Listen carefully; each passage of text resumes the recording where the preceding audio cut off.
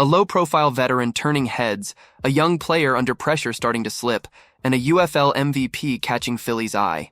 With names like Aeneas Smith, Terrace Marshall Jr., and Bryce Perkins in the mix, the competition is heating up fast. What seemed settled is now wide open.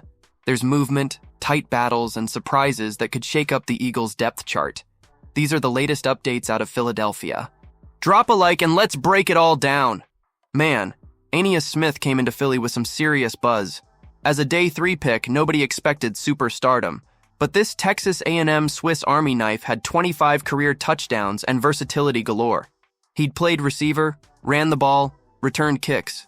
Guy did it all. But then that stress fracture in his shin popped up at the combine, and you could tell it threw off his draft stock. He slipped to the 5th round, 152 overall to the Eagles, and Philly obviously wanted to play it safe. Smith couldn't even join team drills until late in mandatory minicamp, and once he got back on the field, the football started slipping through his hands. His confidence took a hit. Maybe he didn't need that much, but when ex-safety C.J. Gardner-Johnson called him out loud at practice, it spread like wildfire. Look, if this were pure meritocracy, Smith probably wouldn't have made the roster. But Howie Roseman didn't ditch him right away. Instead, Philly stashed him on IR to begin the season, then activated him on October 26th. By the numbers, rookie year, 7 games, 1 start. Thank you benching, resting in Week 18 versus the Giants. 7 catches, 41 yards, 1 TD. He played 96 offensive snaps total, almost half of them in that season finale, and was quiet inactive during the postseason. Fast forward, no more rookie pass. Smith's got to earn his keep this summer. With A.J.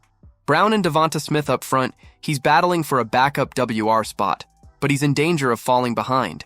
Terrace Marshall Jr., a veteran free agent addition, showed a lot more polish this spring.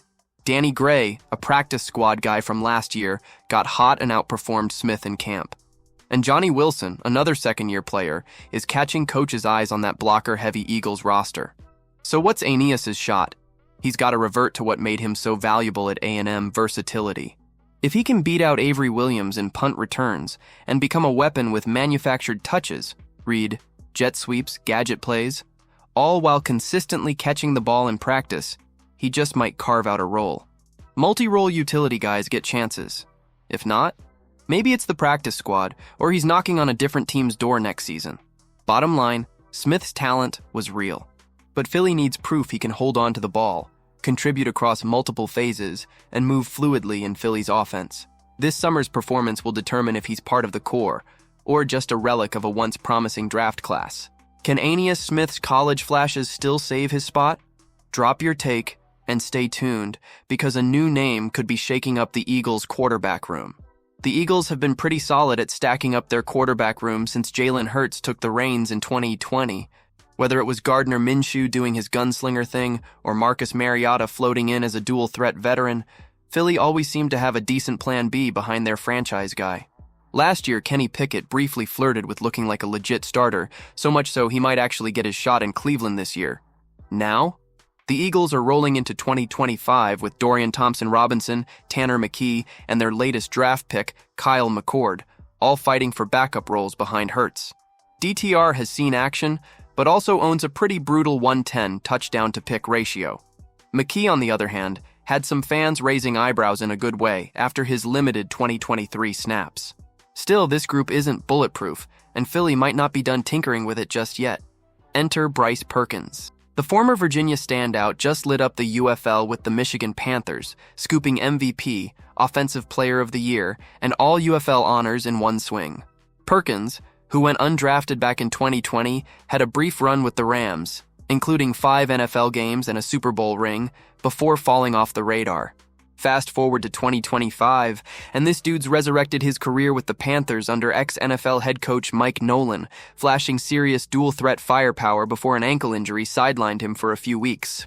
What makes Perkins intriguing for Philly? He's probably the closest thing on the market to a Hurts clone.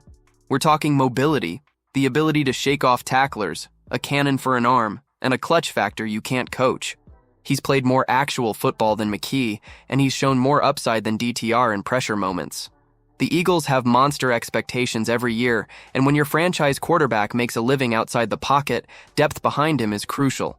Bryce Perkins might not be your typical QB4, but his toolkit mirrors Hurts better than anyone currently on the roster.